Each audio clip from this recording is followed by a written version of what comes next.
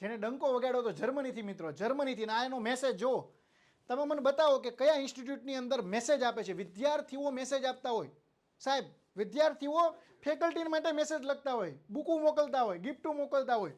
કીર્તન ભટ્ટ સાહેબ 2022ની અંદર અમારી સાથે પ્રિલિમ અને મેન્સની બેચમાં જોડાણ હતા અને મેં સાહેબ આપણા ક્લાસની વચ્ચે કીધું હતું 2 મહિના પહેલાં કે કીર્તન ભટ્ટ ઉપર મને વિશ્વાસ છે ટોપ 5માં આવશે, અને પહેલો જ રેન્ક આવ્યો.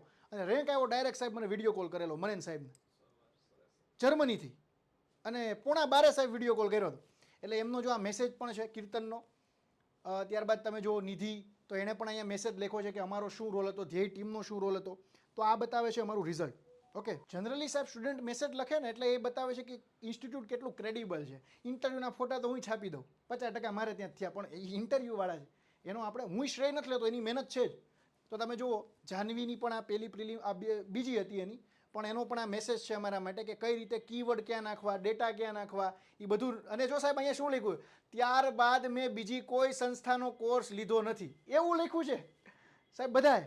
નંદન ગોસ્વામી સાહેબ આપણો હજી હમણાં મારા લેક્ચરમાં લાવ્યો હતો ને કહેતો હતો ધ્યેય જેવું. આ છોકરો સાહેબ એટલી મહેનત કરી, જોબ કરતાં કરતાં તૈયારી કરી. એટલે મન હોય ને તો માળવે જવાય, એના જેવું છે. એટલે મહેનતનો સખત પરિશ્રમનો કોઈ વિકલ્પ નથી. આ અમારું રિઝલ્ટ છે.